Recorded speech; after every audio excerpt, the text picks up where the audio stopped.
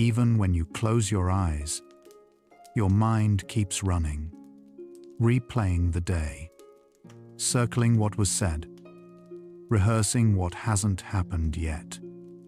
What science has found is stranger and softer than that every night. Somewhere inside the architecture of your sleep, your brain quietly turns toward itself. It begins to notice. It flickers into a kind of knowing, not the anxious knowing of waking, but something older, something the prefrontal cortex has been practicing since you were young, reaching toward awareness even inside the dark. The part that surprises most people: the brain doesn't need training to do this. It has always been doing it. The ones who never experience it aren't missing a skill. They're missing the conditions their brain already knows how to use. Welcome to Sleepy Mind Science. Tonight begins at the moment before the flicker. Close your eyes. Let the breath slow. The science of your sleeping mind has something quiet to show you. And now we begin. The question that carries us tonight is this: why does your brain sometimes wake itself up inside a dream? And what does that quiet flash of awareness tell you about your mind? The answer begins not with technique or practice, but with biology. Every night that you sleep, your brain moves through cycles lasting roughly 90 minutes each. Inside those cycles lies a phase called REM, rapid eye movement sleep. And it is here, in the electrical landscape of this particular sleep stage, that something remarkable becomes possible. Your brain, which has quieted itself to let you rest, begins in certain moments to partially reawaken from the inside. The biology has always permitted this. Tonight, we follow it. REM sleep was first identified in 1953 by researchers Nathaniel Kleitman and Eugene Asarinsky at the University of Chicago. They noticed that sleepers' eyes moved rapidly beneath closed lids at regular intervals throughout the night, accompanied by changes in brain activity that looked less like deep sleep and more like a relaxed waking state. What they had found was a window, a recurring period within sleep where the brain becomes electrically active, vivid dreams unfold, and the body enters a kind of protective paralysis. That window, now understood to grow longer with each cycle across the night, is where lucid dreaming lives. During ordinary REM sleep, the prefrontal cortex, the region behind your forehead responsible for self-awareness, logic, and the sense of being a witness to your own experience, goes largely quiet. This is why most dreams feel completely real while you're in them. Without the prefrontal cortex monitoring your experience, you accept the dream as reality. You don't question the person who looks like your grandmother but speaks in a different voice. You don't wonder why the hallway stretches in a direction that shouldn't exist. The suspension of self-monitoring is what makes ordinary dreaming so immersive and so strange. Lucid dreaming occurs when the prefrontal cortex reactivates during REM sleep. The moment this happens, when the brain's metacognitive center comes back online while the body remains asleep and the dream continues, you become aware that you are dreaming. The experience can range from a faint, almost background recognition, a quiet sense that this is a dream, to a vivid, fully conscious state in which you can observe the dream with clarity, move through it with intention, and sometimes alter its direction. What makes this neurologically remarkable is that the brain achieves two apparently contradictory states simultaneously: deep sleep and self-awareness. The body does not stir, the dream does not end, and somewhere in between, the mind finds itself, The first laboratory verification of lucid dreaming came in 1975, when British psychologist Keith Hearn recorded the prearranged eye signals of a lucid dreamer inside a sleep lab in Hull, England. His subject, Alan Worsley, had agreed to move his eyes in a specific left-right pattern the moment he became lucid inside a dream, a signal that could be tracked on the polysomnography equipment recording his sleep. When the signal appeared during confirmed REM sleep, it proved that a sleeping person could be simultaneously unconscious and consciously aware. The finding was published modestly at first, but it changed what science understood was possible inside sleep. In 1980, Stanford researcher Stephen LaBerge replicated and extended Hearn's work, developing a systematic protocol for studying lucid dreamers in the laboratory. LaBerge's research established that lucid dreamers could reliably signal their conscious state during REM sleep using pre-agreed eye movements, and that the signals corresponded precisely to moments of reported lucid awareness. His lab went on to study lucid dreaming for decades, mapping the conditions that promote it, the brain states it involves, and the range of experiences it produces. He developed questionnaires, tested induction techniques, and brought scientific rigor to a subject that many had dismissed as too subjective to study. LaBerge's work transformed lucid dreaming from a philosophical curiosity into a field of genuine scientific inquiry. In 2012, a team led by Martin Dressler at the Max Planck Institute completed the first functional MRI scan ever taken of an actively lucid dreaming brain. The participants signaled the onset of lucidity with eye movements, and the fMRI captured what was happening in real time. What they found was striking regions that are quiet during normal REM sleep, including the prefrontal cortex, the precuneus, and the occipito-temporal cortices, showed clear activation during the lucid state. The brain had, while keeping the body asleep and the dream running, switched on the very networks responsible for self-awareness and conscious reflection. The precuneus, one of the regions that activates during lucid dreaming, is associated with self-referential processing, the brain's ability to think about itself as a subject, to locate itself in space and time, to recognize its own perspective as a perspective. In ordinary waking life, the precuneus is active whenever you reflect on your own experience, whenever you remember yourself within a memory, whenever you notice the difference between what you expected and what you found. Its reactivation during lucid dreaming suggests that the lucid state is not merely awareness of dreaming in the abstract, but something closer to the full flowering of self, the dreaming mind recognizing itself as the dreamer, seeing the dream from the inside while also, somehow, standing apart from it. A 2025 study by Dressler's team used advanced EEG analysis to map connectivity patterns during lucid REM sleep versus ordinary REM sleep. They found that lucid dreaming is associated with heightened alpha wave connectivity across posterior brain regions, areas involved in integrating sensory information and spatial awareness. This suggests that lucid dreaming doesn't simply add self-awareness to an otherwise unchanged dream state. Instead, it reorganizes how information flows across the brain, creating a distinct neural signature that can now be detected with enough precision to distinguish a lucid moment from a non-lucid one. Approximately 55% of people have experienced at least one lucid dream in their lifetime, according to a large-scale meta-analysis of studies pooled across multiple countries and decades of data.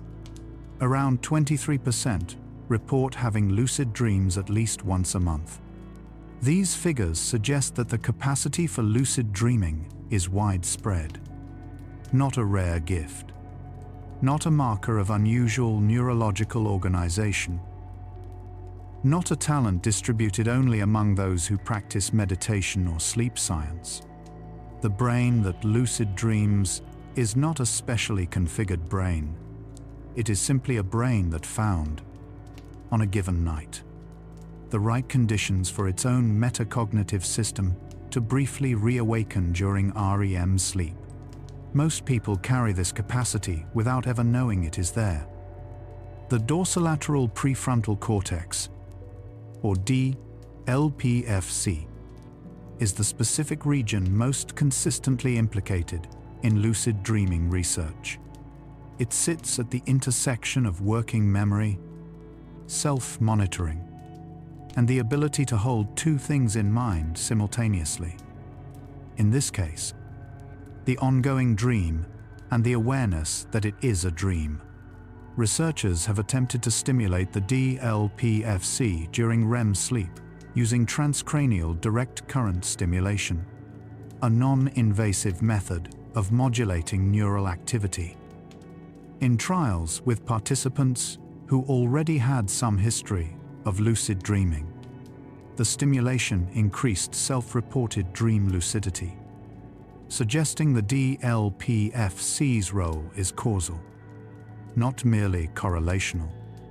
Frequent lucid dreamers, those who report regular lucid dreaming without specific induction techniques, show measurable structural and functional differences in their brains during waking. A 2018 study published in Scientific Reports found that frequent lucid dreamers have increased functional connectivity between the frontopolar cortex and temporoparietal association areas compared to non-lucid dreamers. These are regions involved in metacognition, the capacity to think about one's own thinking, to observe the mind from a slight remove, to notice what is happening inside rather than simply being carried by it.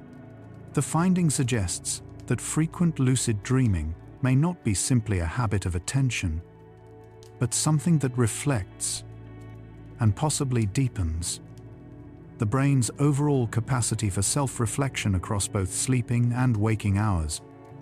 The hypnagogic state, the transitional zone between wakefulness and sleep, is one of the natural entry points for lucid awareness. As the brain shifts from waking into sleep, it passes through a period of loosened cognitive control. Imagery arises spontaneously. Logic softens, and the ordinary boundaries between thought and perception begin to blur. Some people maintain a thread of awareness through this transition, arriving at the edge of a dream, still knowing they are falling asleep. This preserved thread is not unusual. It is the same metacognitive capacity that produces lucid dreaming during full REM sleep, encountered at its threshold. Sleep architecture across the night is not uniform. The first sleep cycles of the night are dominated by deep, slow-wave sleep, while REM periods are shorter and less vivid. As the night progresses, slow-wave sleep diminishes and REM periods grow longer, sometimes stretching to 45 minutes or more in the final cycles before waking.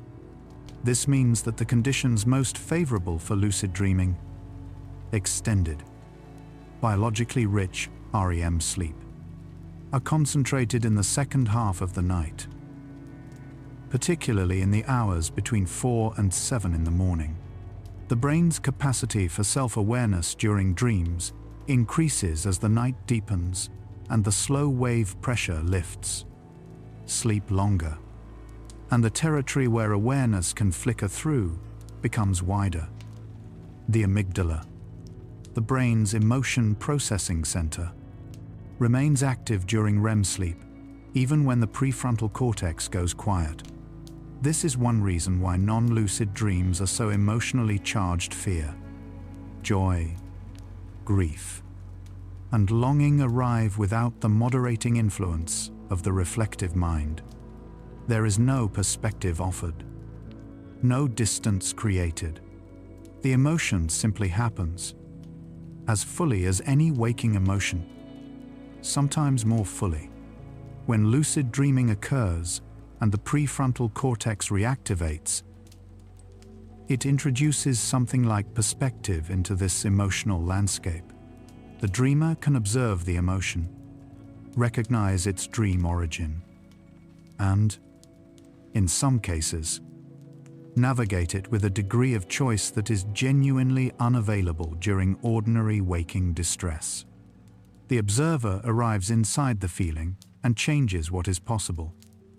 Research published in 2025 provided some of the strongest clinical evidence to date that a structured lucid dreaming program can reduce symptoms of post-traumatic stress disorder. In a randomized controlled trial, participants who completed a guided lucid dreaming training program reported significant reductions in nightmare distress, PTSD severity, and negative affect compared to a control group, with benefits that persisted at least 1 month after the program ended.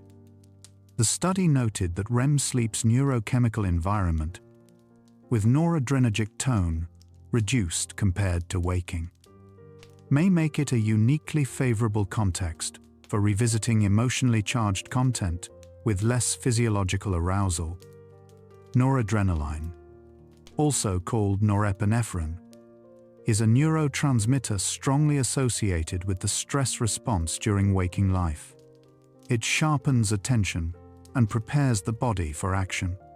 During REM sleep, its release from the locus coeruleus drops to its lowest point of the entire 24-hour cycle.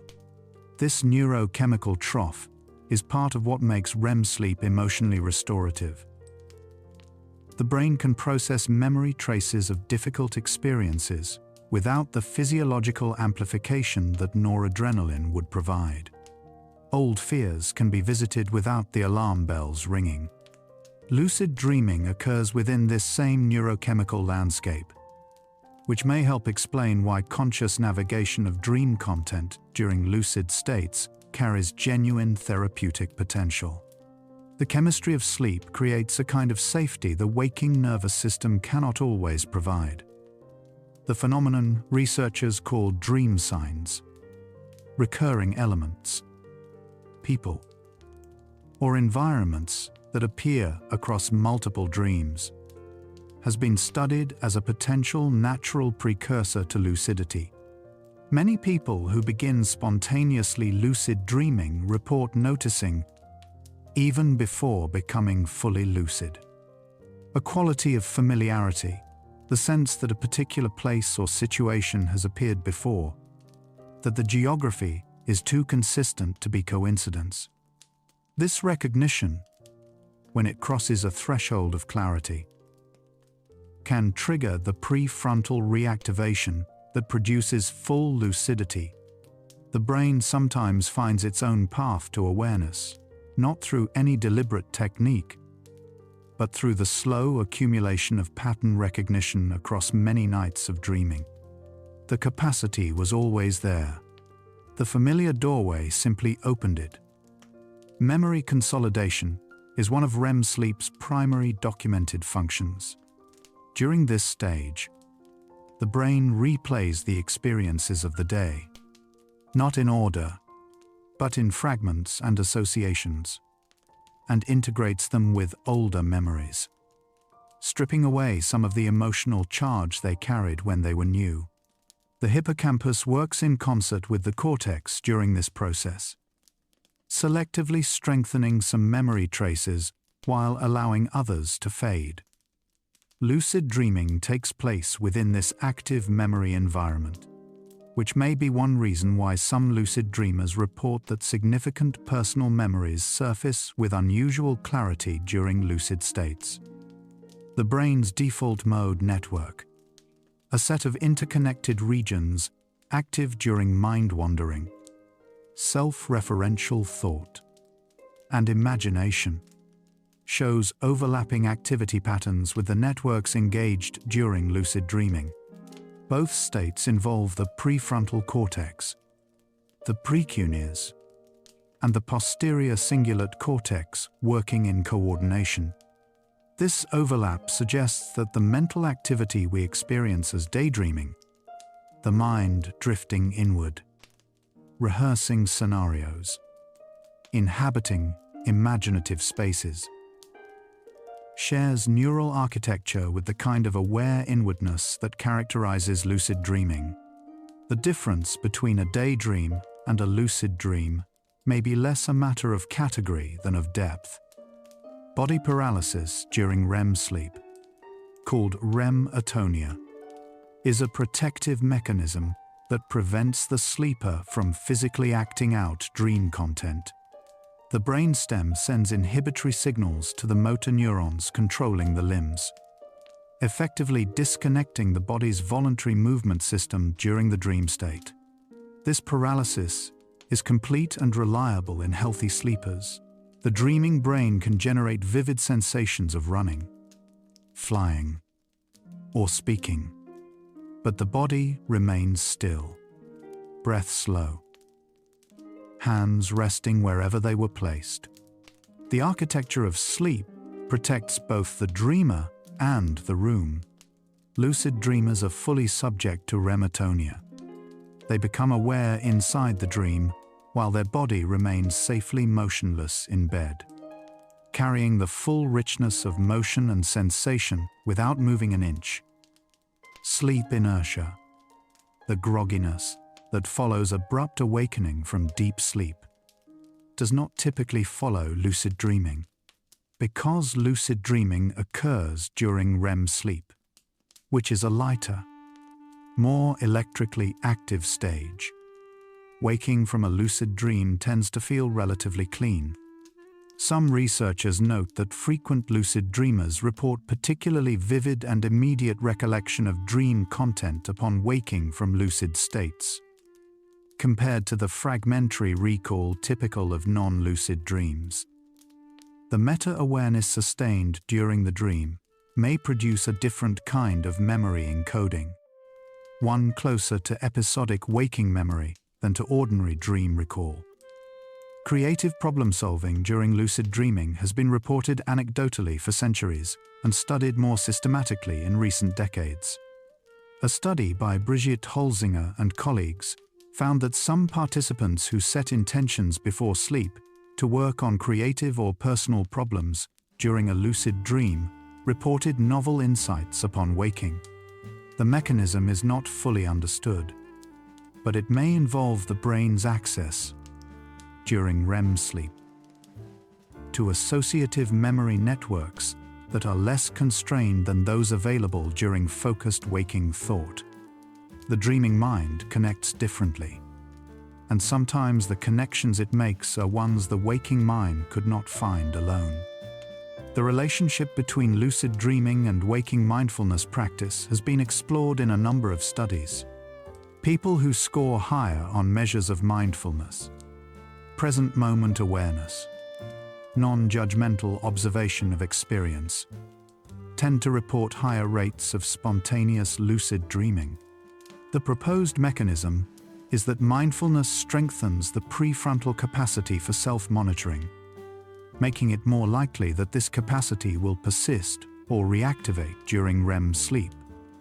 The same mental muscle that allows someone to notice, without reacting, that they are anxious during the day may also allow them to notice, without waking, that they are dreaming at night.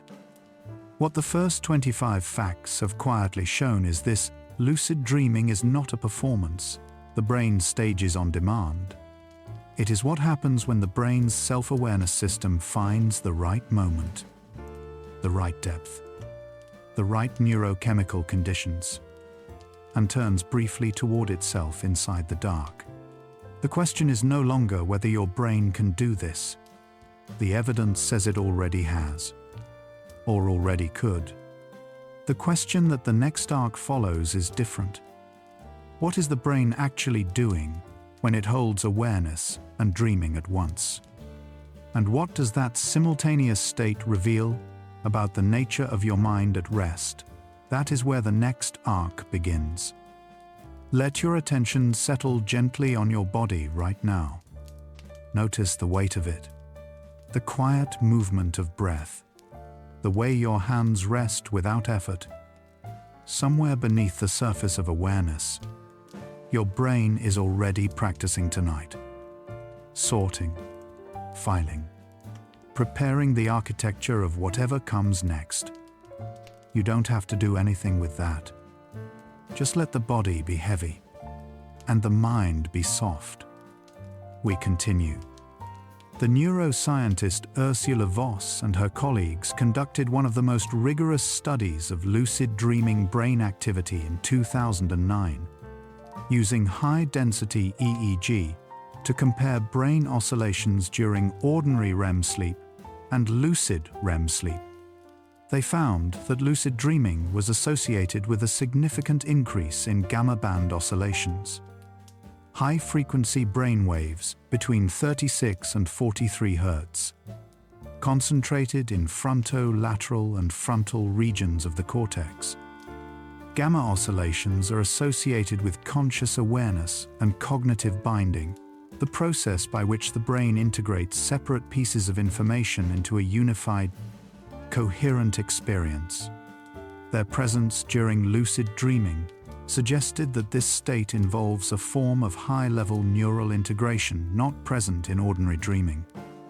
Gamma waves during waking are linked to moments of heightened perception, insight, and focused attention. Their appearance in the sleeping brain during lucid states supports the interpretation that lucid dreaming is a genuinely conscious state, not a retrospective narrative constructed upon waking, not a semi-conscious confusion between dreaming and wakefulness, but a real-time experience of awareness occurring within verified REM sleep. The gamma signature is one of the reasons sleep researchers now generally agree that lucid dreaming represents a distinct and legitimate state of consciousness, different from both ordinary sleep and ordinary waking.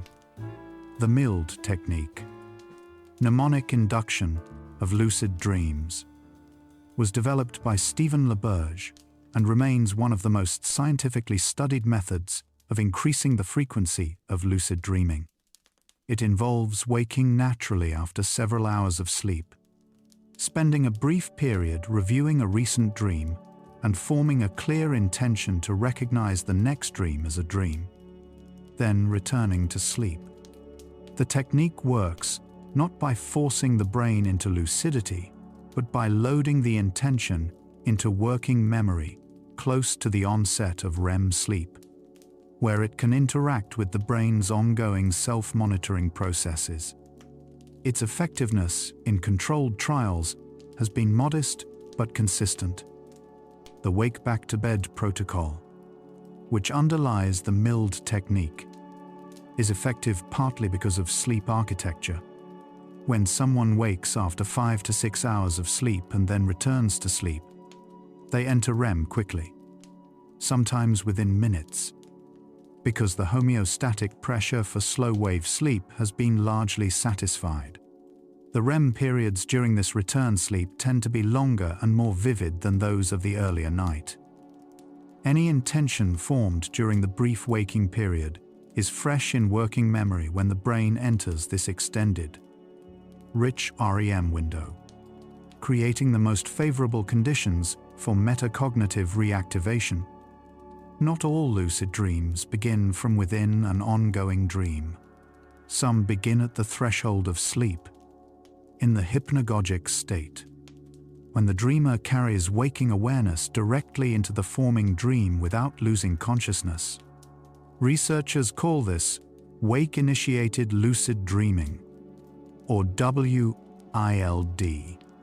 It tends to involve more vivid sensory experiences than dream-initiated lucid dreaming, and it is often accompanied by hypnagogic imagery, visual patterns, sounds, or sensations generated by the brain during the transition from waking to sleep.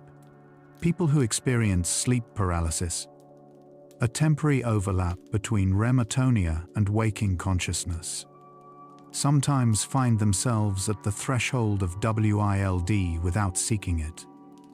Sleep paralysis occurs when REM atonia persists briefly into waking consciousness.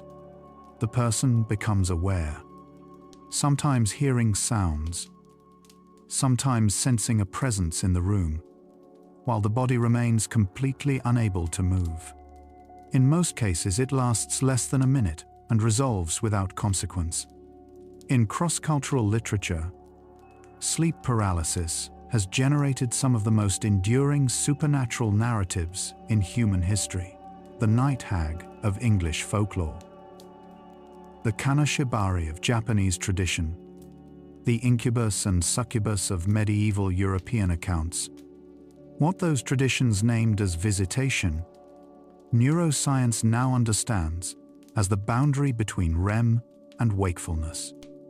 Briefly made visible, the continuity hypothesis of dreaming, proposed by sleep researcher David Fowlkes and extended by others, holds that dream content reflects the concerns, preoccupations, and emotional themes of waking life.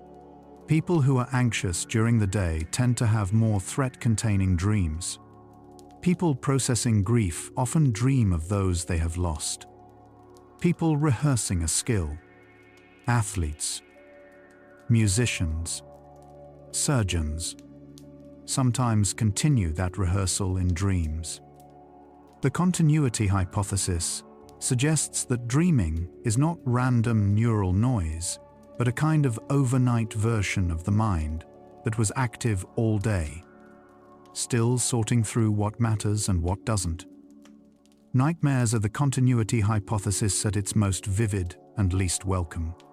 They arise during REM sleep, engage the amygdala intensely, and in the absence of a reactivated prefrontal cortex, unfold without the dreamer having any capacity to redirect them.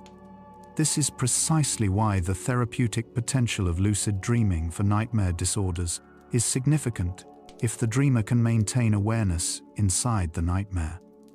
The prefrontal cortex can participate in how the experience unfolds. The nightmare doesn't disappear, but it becomes something the dreamer can witness, approach, and sometimes transform, rather than something that simply happens to them. Idiopathic nightmare disorder. Recurring nightmares without a clear traumatic origin affects an estimated 5 to 8% of the general adult population. For people with post-traumatic stress disorder, the figure is far higher. Studies estimate between 48 and 73% of those with PTSD experience regular nightmares. Image rehearsal therapy, which involves rewriting the narrative of a recurring nightmare while awake and rehearsing the new version, has strong evidence for reducing nightmare frequency. Lucid dreaming-based interventions operate on a similar principle, but allow the rewriting to happen from inside the dream itself, in real time, within the experience. The theta rhythm, a brain oscillation pattern between 4 and 8 Hz associated with drowsiness, memory encoding, and the early stages of sleep, is prominent during the transition into REM sleep. Theta waves carry information across the hippocampus and prefrontal cortex, supporting the replay processes that consolidate memory during sleep. Some researchers have proposed that the brief, flickering moments of lucidity that many people report, a passing recognition that one is dreaming, immediately lost, correspond to transient theta-gamma coupling events, short windows in which the high-frequency gamma signature of conscious awareness briefly overlaps with the theta-dominated REM state. The phenomenon of false awakening, dreaming that one has woken up, only to discover upon actual waking that the awakening was itself a dream. is closely related to lucid dreaming and involves the same metacognitive circuitry. False awakenings often occur in sequence. The dreamer wakes, begins the morning routine, notices something odd, and then wakes again. Experienced lucid dreamers learn to perform reality checks after any apparent awakening, looking at their hands, reading text, checking a clock, because the dreaming brain can simulate the experience of waking with remarkable fidelity. The check is not a habit of mistrust. It is an act of presence. Reality testing, as a practice carried across waking hours, has been studied as a method for increasing the frequency of lucid dreaming.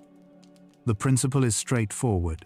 If someone regularly pauses during waking life and asks, "Am I dreaming?" while genuinely examining the evidence, noticing whether text is stable, whether physics behaves normally, whether memory of how they arrived in this place is clear, they gradually train the habit of metacognitive questioning. When this habit persists into REM sleep, the question can trigger the prefrontal reactivation that produces lucidity. The waking practice is a rehearsal for the sleeping one. The relationship between dream recall and lucid dreaming is well established. People who remember more of their dreams are more likely to experience lucid dreaming. And practices that improve dream recall. Keeping a dream journal, reviewing dream content upon waking, tend to increase lucid dreaming frequency over time. Researchers propose that this relationship reflects the common underlying factor of metacognitive engagement.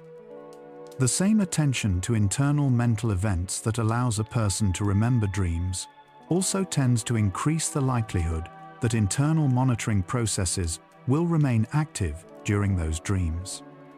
Children report higher rates of lucid dreaming than adults. Studies suggest that children between the ages of 6 and 16 have a particularly high incidence of spontaneous lucidity in dreams, with rates declining through adolescence and into adulthood. One proposed explanation involves the relative developmental maturity of the prefrontal cortex, which is still forming through childhood and adolescence and may be more flexible in its transitions between active and quiet states during REM sleep. Another suggests that children's dream recall is often higher than adults, reflecting greater overall engagement with dream content. Whatever the mechanism, the capacity for lucid dreaming appears to be at its most natural before it is trained away. Across cultures, the recognition of dreaming while dreaming has been described, practiced, and taught for thousands of years. The Tibetan Buddhist tradition of dream yoga regards lucid dreaming as a contemplative practice, a means of understanding the constructed nature of experience by observing its construction in the dream state. Indigenous traditions in various parts of the world have used intentional dreaming for healing, guidance, and community communication. In the Western tradition, Aristotle wrote in the 4th century B.C. of noticing, while dreaming, that the experience was a dream. The capacity has always been present. The science is simply its most recent language. You're still here, still drifting with us through the quiet science of the sleeping mind. Take a slow breath. If these nights of exploration have been good for your sleep, a quiet subscription helps the channel continue building them. We'll keep going, gently. The acetylcholine system plays a central role in REM sleep generation. Acetylcholine, a neurotransmitter involved in learning, attention, and memory encoding, surges during REM sleep, helping to drive the brain activity that produces vivid dreaming. Cholinergic neurons in the brainstem act as the primary switch for REM initiation, and their activity keeps the REM state cycling through the night. It is partly because of acetylcholine's role in attention and memory that REM sleep is so metabolically active, and why the cognitive processes of dreaming, however strange their content, are among the most neurologically demanding of the sleep period. The role of acetylcholine in lucid dreaming has been explored through pharmaceutical research. Substances that inhibit the breakdown of acetylcholine, thereby extending its activity in the brain, have been found to increase both the vividness of dreaming and the likelihood of lucid dreaming in some participants. Galantamine, an acetylcholinesterase inhibitor used clinically for Alzheimer's disease, has been studied in the context of lucid dreaming induction and found to significantly increase lucid dreaming rates when taken during a wake-back-to-bed protocol. Its mechanism is thought to involve the direct amplification of the cholinergic activity that underlies REM sleep's neural richness. The default mode network was first comprehensively mapped by researcher Marcus Rachel and colleagues in the early 2000s. They found that a consistent set of brain regions, the medial prefrontal cortex, posterior cingulate cortex, precuneus, and lateral parietal cortex, increases its activity whenever subjects were not engaged in externally directed tasks. This network is most active during rest, mind wandering, and self-referential thought. When the mind turns inward without any particular goal, its overlap with lucid dreaming networks suggests that the lucid dream state may represent a kind of deeply internalized version of the same self-reflective process the brain uses during waking rest. The mind that wanders quietly during the day and the mind that wakes inside a dream may be using the same pathways. Shared neural activation patterns between lucid dreaming and waking metacognition have led some researchers to propose that lucid dreaming might serve a training function for self-awareness more broadly. The brain that practices observing its own mental states during sleep, recognizing that it is dreaming, maintaining that recognition, navigating within it, may be doing something structurally similar to what it does during meditation, therapy, or any other practice that strengthens the capacity to witness one's own experience without being entirely absorbed by it. The dream becomes, from this perspective, not a suspension of consciousness, but an extension of it. The emotional content of lucid dreams differs measurably from ordinary dreams. Research by Michael Schradel and Brigitte Holtzinger, published across multiple studies, found that lucid dreams are rated significantly more positive in emotional tone than non-lucid dreams. The difference is not explained simply by the absence of nightmares. Even neutral or mildly positive non-lucid dreams rated lower in overall emotional quality than comparable lucid dreams. The researchers proposed that the presence of self-awareness during the dream, the sense of being a witness as well as a participant, introduces a quality of interest, wonder, or calm that shifts the affective tone of the entire experience. The phenomenon of time perception inside lucid dreams has been studied through signaling protocols, in which lucid dreamers signal the beginning and end of estimated time intervals using eye movements, while their actual elapsed sleep time is recorded. Studies by Stephen LeBurge found that time in lucid dreams passes at roughly the same rate as in waking life, at least for intervals of seconds to minutes. Dreamers estimating that 15 seconds had passed were accurate to within a few seconds. This suggests that the brain's internal timekeeping mechanisms, related to circadian rhythms and hippocampal oscillations, continue operating during the lucid dream state with reasonable accuracy. Physical sensations in lucid dreams can be extraordinarily vivid.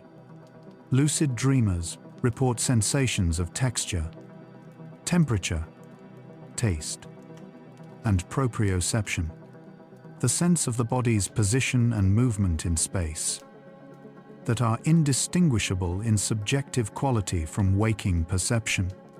This vividness has a neurological basis. The same sensory cortices that process real stimuli during waking are activated by dream content during REM sleep.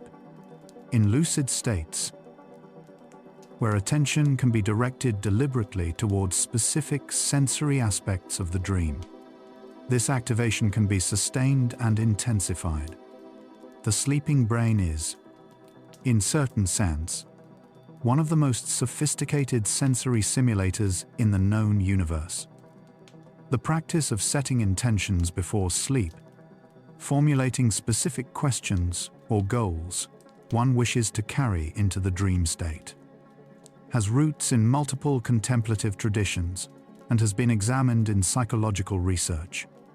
Studies of problem-solving during dreams have found that people who set explicit pre-sleep intentions to address a problem are more likely to report dream content related to that problem and, in some cases, to wake with novel approaches or insights. The mechanism is thought to involve the priming of associative memory networks, so that the brain's overnight consolidation processes preferentially engage with the intended material. The concept of prospective memory, remembering to do something in the future, applies, researchers have found, to the dream state. A lucid dreamer who intends, before falling asleep, to perform a specific action or seek a specific experience during lucidity must hold this intention across the transition into sleep and maintain its accessibility within the dream. Studies of prospective memory in lucid dreaming suggest that the same prefrontal systems that support prospective memory in waking life are involved in carrying and deploying intentions inside lucid dreams. This is another point at which the architecture of waking cognition and dreaming cognition appear to share the same foundations. 50 facts in.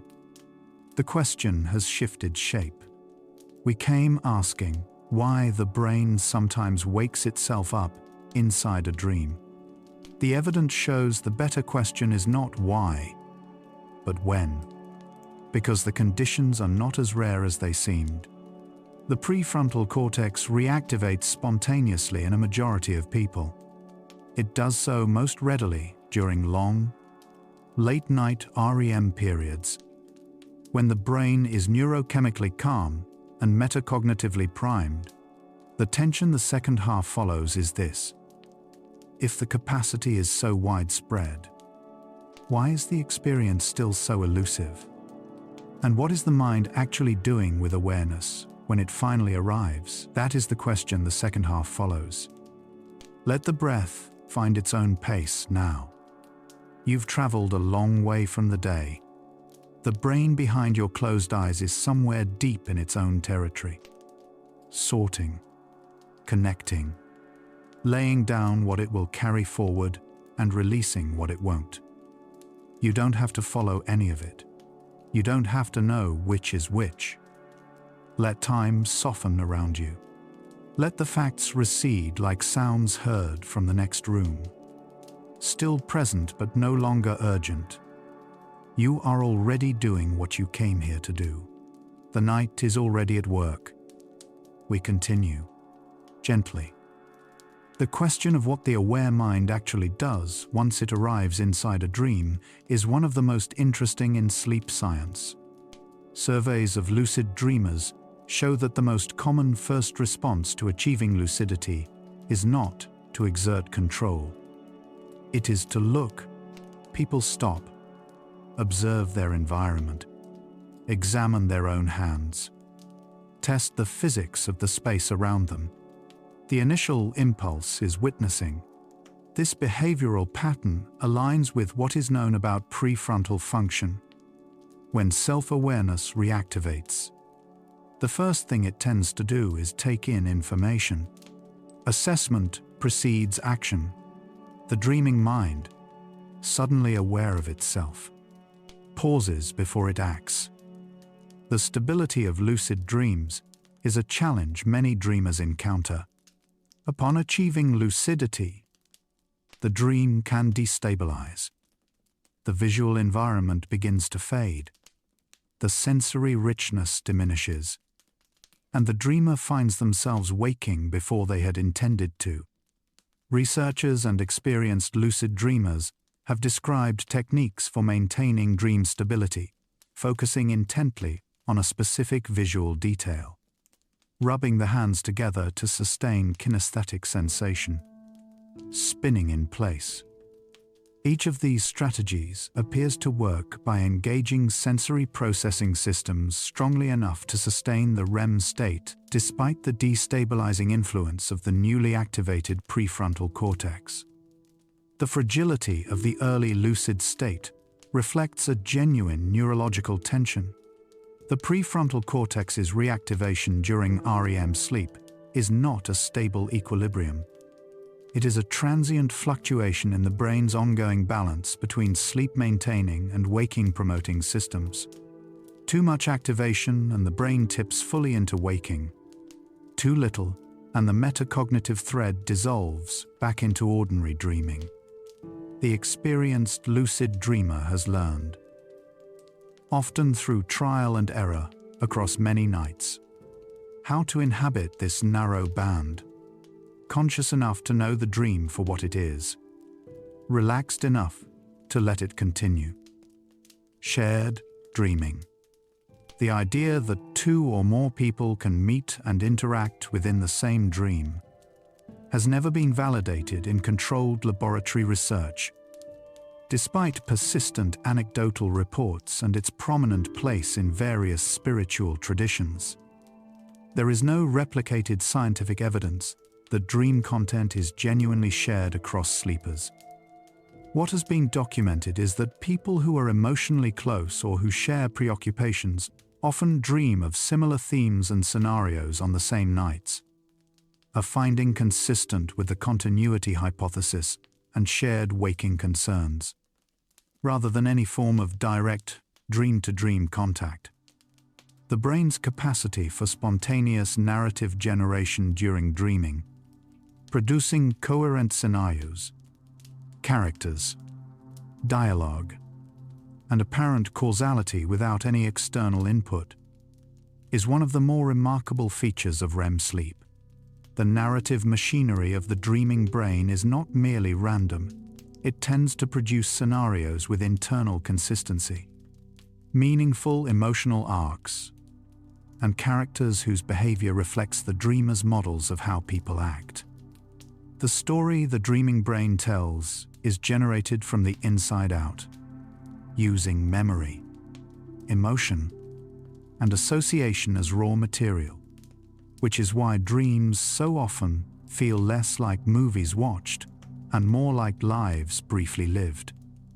The forebrain's capacity to sustain narrative during dreaming while the prefrontal cortex is largely offline has led some researchers to describe the non-lucid dream state as a form of hyperassociative cognition, thinking that proceeds by association, metaphor, and emotional resonance, rather than by logic and sequential causality. In this mode, the brain makes connections it would not make during focused, waking thought, unlikely pairings of memory and image, unexpected emotional equivalences, narrative leaps that feel, in the dream, completely inevitable. Some researchers argue that this hyperassociative mode is one of dreaming's most functionally important properties, a kind of cognitive freedom that waking rationality cannot replicate. When lucidity arrives inside a hyperassociative dream, the dreamer gains access to this associative richness while retaining the capacity to direct attention and choose action. This combination, associative freedom plus metacognitive awareness, may be what makes lucid dreaming feel qualitatively unlike any ordinary waking experience. The dream's logic, with its unexpected connections and emotional density, remains available. But the dreamer is no longer simply carried by it. They move through it the way a swimmer moves through water supported by the medium, shaped by it, but not dissolved into it. The vestibular system, the inner ear's balance and movement detection apparatus, contributes to the physical sensations of flying, falling, and floating that are among the most commonly reported experiences in both ordinary and lucid dreams. During REM sleep, the brainstem continues to process vestibular signals in the absence of real movement, sometimes generating the sensation of motion without any physical correlate.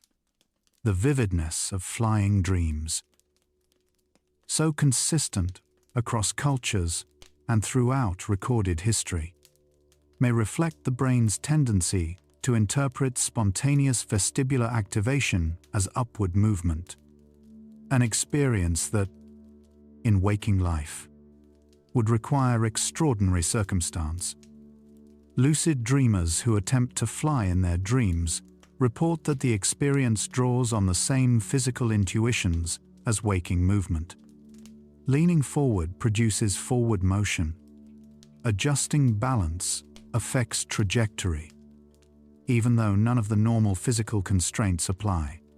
This behavioral consistency across the boundary of physical law suggests that the motor and proprioceptive systems are active during lucid dreaming and contribute to the felt reality of the experience. The body that is lying still in bed is simultaneously, in the dream, a body with weight, momentum, and the experience of space. The question of pain in lucid dreams is complex. Some lucid dreamers report experiencing pain in dreams, particularly in response to actions within the dream environment, while others report an absence of pain even in dream scenarios that would produce it in waking life. The difference may reflect individual variation in how strongly somatosensory cortices are activated during REM sleep. Research on pain processing during dreaming is limited, but what exists suggests that the brain's pain pathways are not uniformly active during sleep like many other sensory systems. They operate selectively, with their contribution to the dream experience varying across nights and across individuals. The mirror neuron system, a network of neurons active both when performing an action and when observing the same action in another, is thought to contribute to the social vividness of dreaming. Dream characters behave with psychological realism, express emotions, and respond to the dreamer in ways that engage social cognition as fully as real interactions do. In lucid dreaming, this engagement continues even as the dreamer knows the characters are projections of their own mind. Some lucid dreamers report that asking a dream character a direct question, "What do you represent?" can produce responses that feel genuinely surprising, as if the answer came from somewhere the conscious dreamer had not anticipated. The experience of encountering an unexpected answer from a dream character during lucid dreaming touches on one of the deeper puzzles in consciousness research, the relationship between the dreaming self and the dreamed self. During non-lucid dreaming, the dreamer and the dream characters are both products of the same brain, yet they interact as if they are separate. The dreamer has desires, fears, and intentions. The characters have their own, apparently independent. When lucidity arrives, it introduces a third position, the observer who is aware that both the dreaming self and the dreamed other are aspects of the same mind, currently running on the same sleeping brain. Tibetan dream yoga, the most systematized traditional practice of lucid dreaming, regards this third position: the observer who knows that both dreamer and dream are mind. As the core contemplative insight, the practice is designed to cultivate the recognition that the dreamed world is constructed by awareness, and that awareness itself is not identical with any of its contents. Mirrors insights central to Buddhist philosophy more broadly. What is notable from a neuroscience perspective is that this philosophical position corresponds precisely to what fMRI and EEG data show the brain state of lucid dreaming is distinguished from non-lucid dreaming by the activation of networks associated with self-referential observation. A consistent picture has emerged across these facts of the lucid dream as a state in which the brain's monitoring capacity and its generative capacity operate simultaneously. This is, in the language of systems neuroscience, a high-integration state information from multiple brain regions: sensory, motor, emotional, metacognitive, narrative, flows together into a coherent experience that is both immersive and self-aware. The brain does not often achieve this kind of integration. Sleep normally suppresses the metacognitive contribution. Waking normally disciplines the generative one. In the lucid dream, briefly, both run together. The concept of state-dependent memory, the phenomenon by which information encoded in a particular psychological or physiological state is more accessible when that state is recreated, applies to dreaming. Memories formed during dreams tend to be more easily recalled in subsequent dreams than in waking life. Lucid dreamers sometimes report accessing memories during lucid states that were difficult to retrieve while awake. Not because those memories are stored differently, but because the associative pathways active during REM sleep provide a different route to them.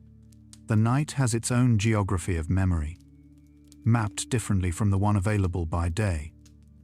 The neuroscience of dreaming has illuminated the older clinical concept of the unconscious, not as a mysterious repository of suppressed content, but as the portion of mental processing that normally runs outside the field of conscious attention. During waking, this processing is largely invisible habits, emotional responses, evaluative tendencies operate without being observed. During dreaming, this processing externalizes into imagery, narrative, and sensation. In lucid dreaming, the conscious observer arrives inside this externalization, able to watch, and sometimes interact with, the material that normally operates entirely beneath awareness. It is one of the stranger privileges available to a sleeping brain. The relationship between dreaming and creativity has been explored extensively. Salvador Dali used the hypnagogic state as a source of surreal imagery, falling asleep holding a spoon above a plate so that the sound of it dropping would wake him at the threshold of dreaming. Paul McCartney reports that the melody of yesterday came to him in a dream. Otto Lowy, who won the Nobel Prize in Physiology for discovering that nerve impulse transmission is chemical, reported that the confirming experiment came to him during sleep. These accounts point toward a consistent pattern. The dreaming brain generates associative combinations that the waking brain, constrained by its own habits, might not find on its own.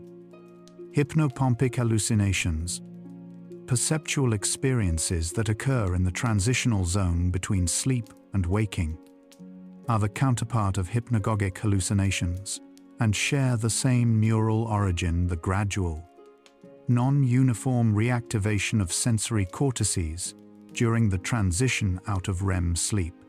They can involve vivid visual imagery, sounds, or the persistent presence of dream characters in the waking room, like hypnagogic hallucinations.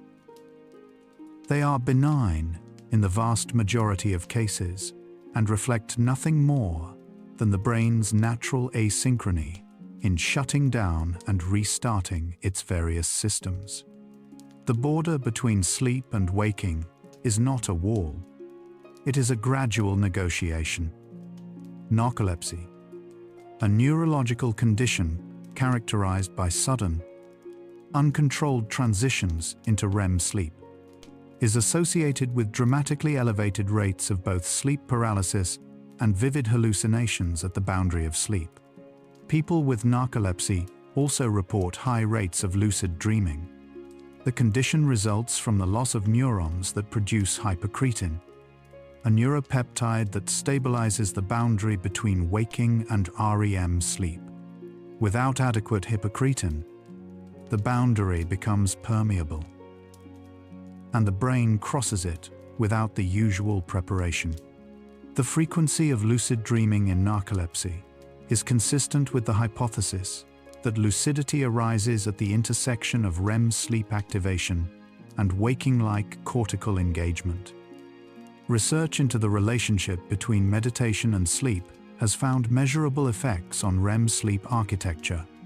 Long-term meditators show alterations in the timing, duration, and electrical characteristics of REM sleep compared to non-meditators. Some studies have found that experienced meditators maintain a degree of awareness during sleep that registers on EEG in ways distinct from ordinary sleeping and waking patterns. A state some researchers have described as witness consciousness during sleep. Whether this represents a form of sustained metacognition during sleep, or a distinct state produced by years of contemplative training, remains an active area of investigation.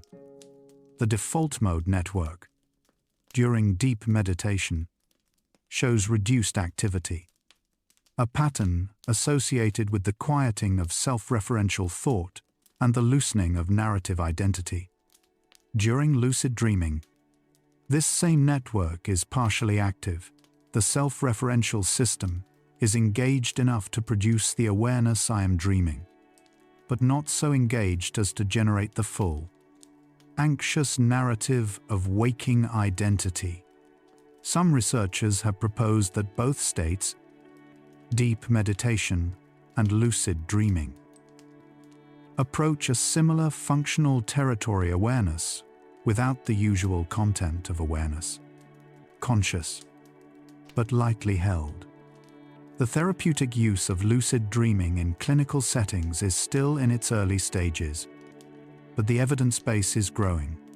Beyond nightmare disorder and PTSD, researchers have explored applications, including the rehearsal of motor skills for rehabilitation, a protocol in which neurologically impaired patients use lucid dream states to practice movements that are difficult or impossible in waking life.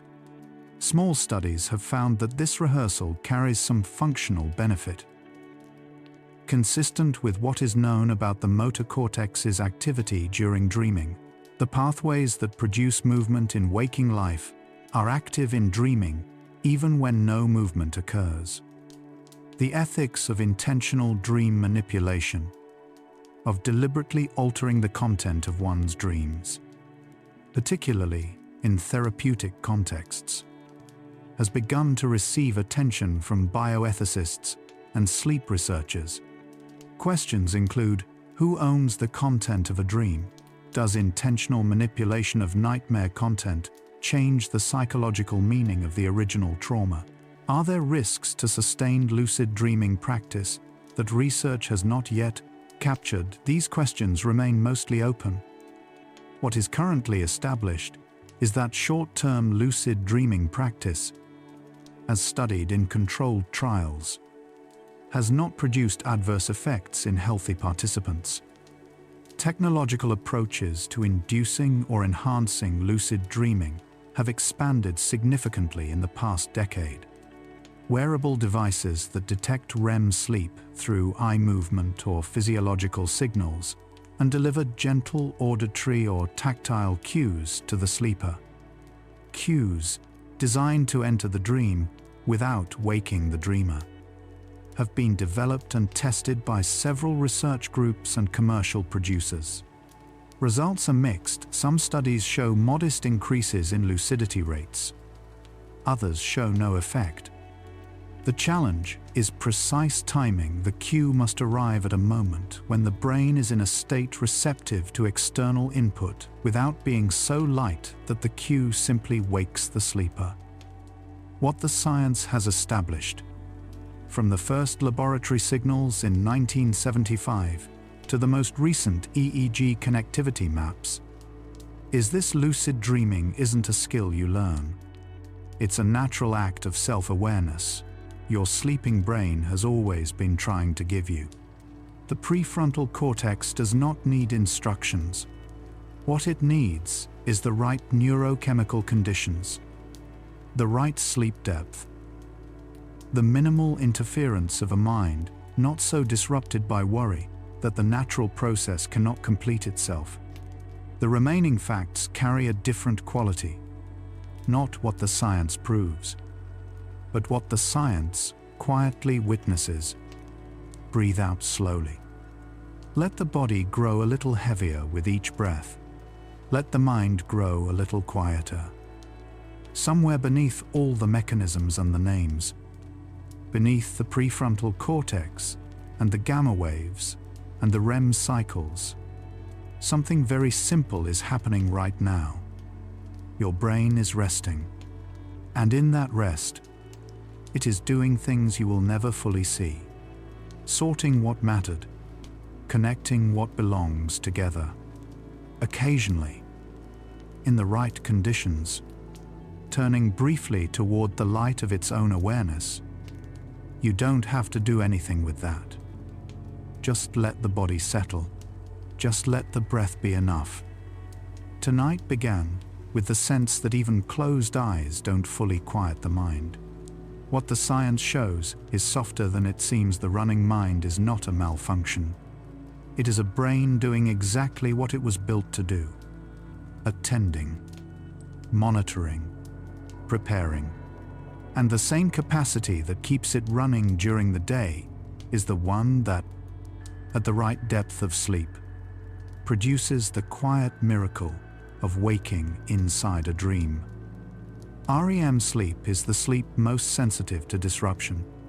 Alcohol suppresses it in the first half of the night, producing a rebound of vivid dreaming in the second.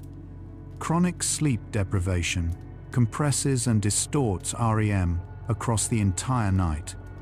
Stress hormones, particularly cortisol, reduce the depth and duration of REM periods.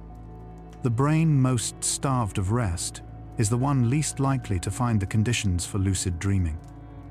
The natural path to awareness inside the dream is the same as the natural path to restoration uninterrupted. Unhurried sleep. Across a lifetime, REM sleep gradually decreases in proportion. Newborns spend roughly 50% of their total sleep time in REM.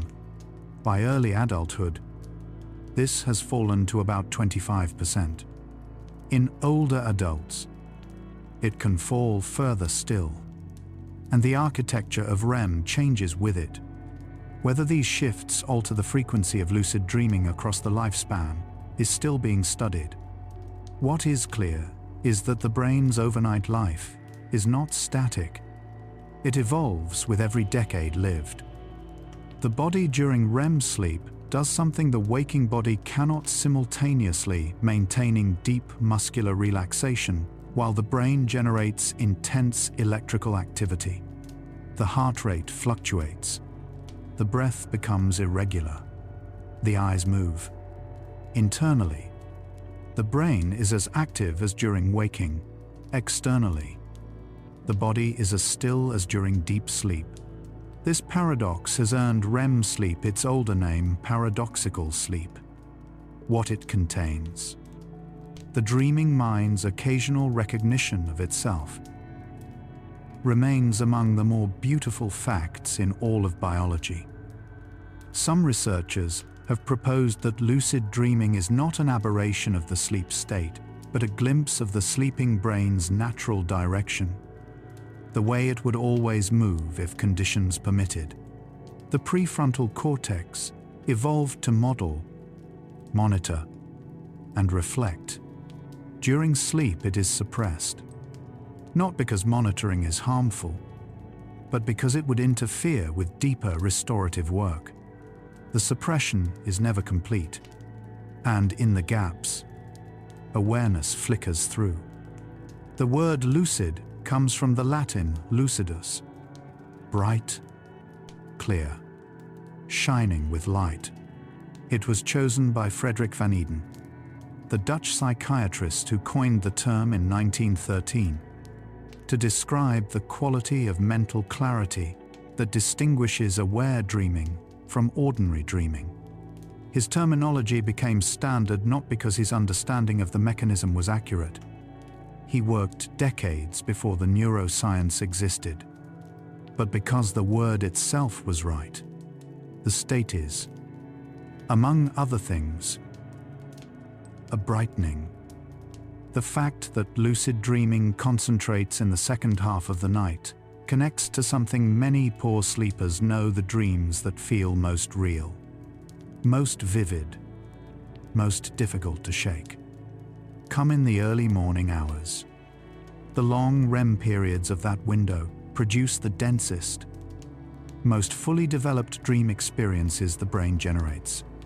The capacity for lucidity is highest here. The morning hours of sleep are where the dreaming brain is most fully itself.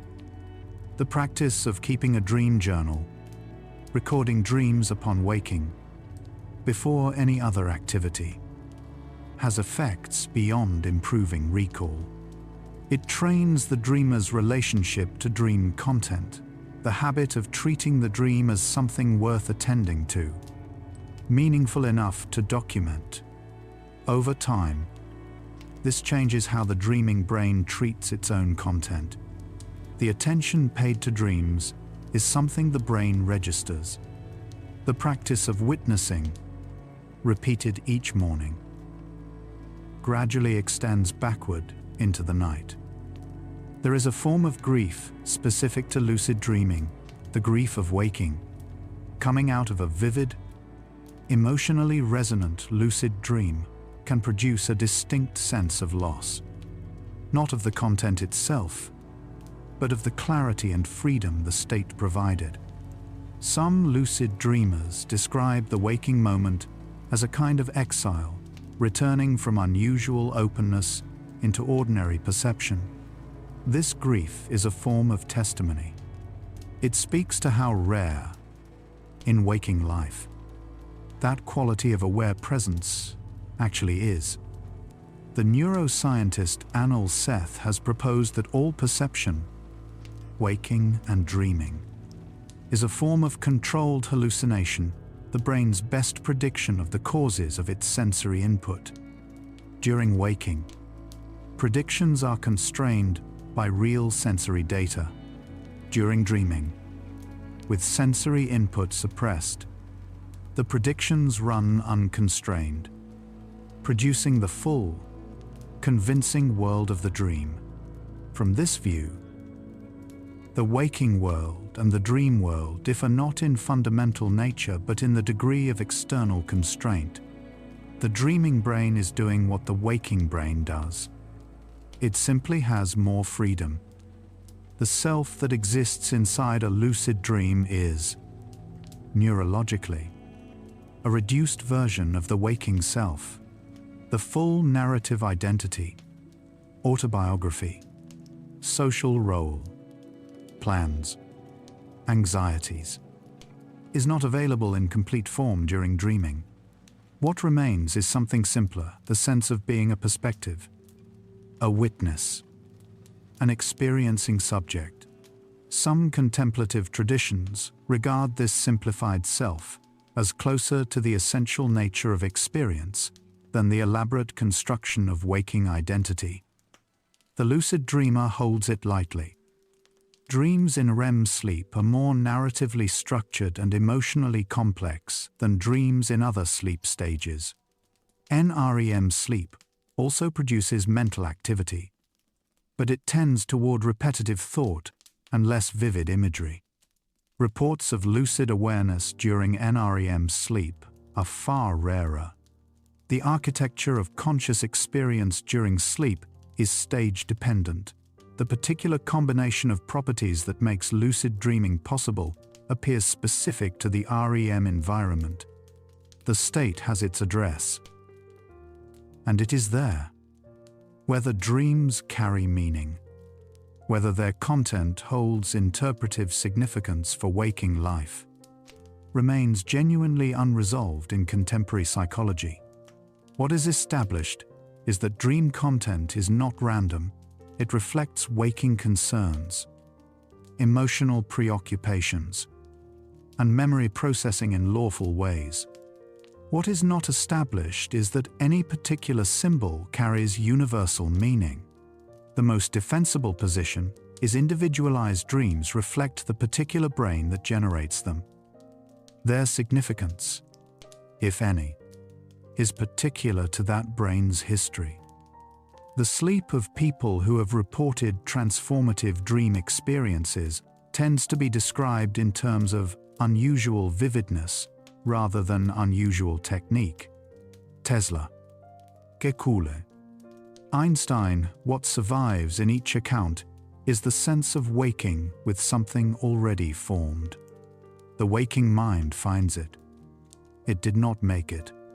The dreaming brain had already done its work. What those famous moments represent, from the perspective of sleep science, is successful access to what the brain had prepared overnight.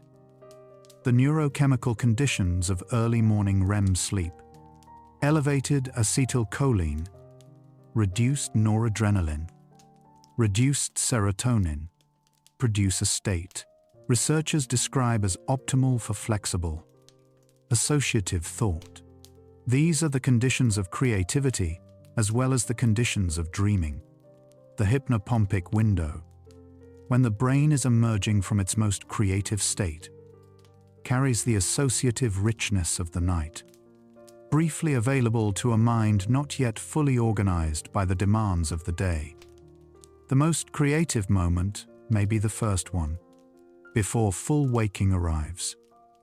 The length of a dream is a function of the length of the REM period in which it occurs, because REM periods grow longer across the night.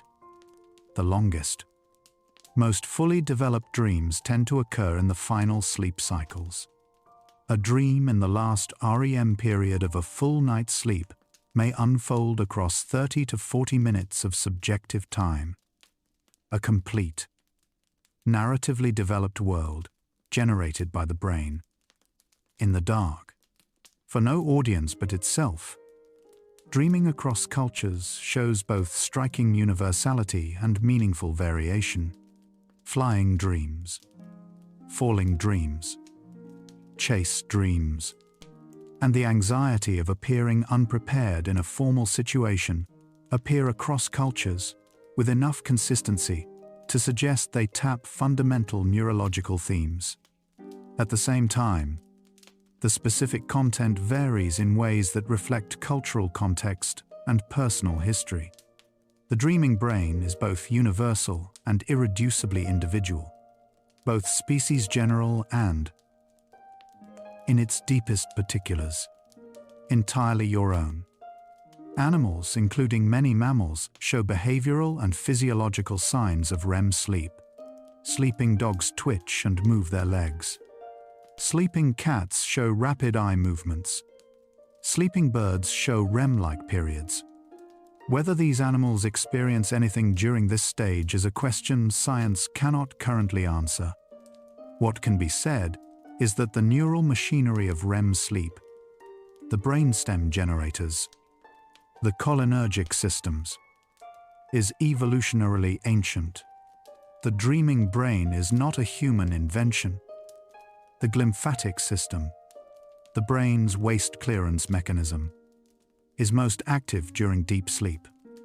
when cerebrospinal fluid flows through channels surrounding blood vessels, flushing metabolic waste including amyloid beta, a protein linked to Alzheimer's disease. Lymphatic clearance is primarily a slow-wave sleep function, but the full sleep cycle, including REM, appears necessary for optimal overnight brain maintenance. The dreaming brain is resting even as it dreams. Its cleaning crew works in the stages it does not consciously inhabit. The science of lucid dreaming is, finally, a science of self-awareness at its most stripped-down awareness, encountering itself inside a world it made, recognizing the encounter, and briefly holding that recognition without waking. It is not mystical, though it rhymes with mystical experience. It is the brain, in the dark, discovering one of its own capacities, the capacity to be a witness to its own life, even in sleep. That this happens at all, in brains shaped by evolution for survival, is among the stranger gifts the night delivers. Tonight's final facts are not summaries. They are what remains when the mechanisms are quiet and the naming is set aside. What remains is this: you are a brain that dreams. You are a mind that sometimes, in the dark, recognizes itself. You carry in your sleeping biology a capacity for awareness so old it predates every tradition that has tried to describe it. The night does not take that away. It is where it lives most fully. The brain that woke inside a dream last night, or 10 years ago, or once in childhood, was not doing something rare. It was doing what the biology makes possible when the conditions are right. The conditions are sleep. The conditions are rest. The gradual, unhurried withdrawal from the day that allows the prefrontal cortex to do what it does in the dark occasionally. Quietly. Look inward. Every night you sleep through without dreaming lucidly is not a failure of awareness. It is a night the brain chose something else. Restoration, consolidation, repair. The lucid moments, when they come, arrive on the brain's own schedule. They cannot be forced. They can only be made more likely by the simplest means: sleeping well, resting fully, releasing the day with enough completeness that the night has room to do its work. The hidden truth about lucid dreams is not about the dreams. It is about what the capacity reveals that the brain contains. In its ordinary biology, the seeds of the most profound mental experiences available to a human being, not purchased, not trained into being, already present, already waiting in the architecture of REM sleep, in the oscillations of the prefrontal cortex, in the neurochemical quiet of 4 in the morning. The answer to the question we began with is not a scientific conclusion. It is a human truth. The brain wakes itself up inside the dream because awareness, at its core, moves toward itself. It tends toward recognition. It reaches, when it can, for the experience of knowing that it is here. Lucid dreaming is not a skill you learn. It is what happens when the sleeping mind finally finds the conditions that let it do what awareness has always done: turn, briefly, toward the light. The awareness that flickered through these facts has traveled a long way from the beginning of the night. What opened as a question, why does the brain wake itself inside a dream, became, by the end, something closer to a recognition. The prefrontal cortex, quiet during ordinary dreaming, reactivating during the lucid state. The gamma waves Ursula Voss mapped in 2009.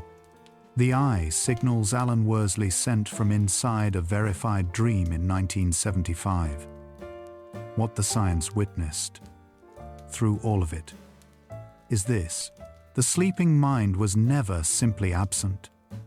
It was present in a different way, doing the work of the night, and sometimes, in the doing, finding itself.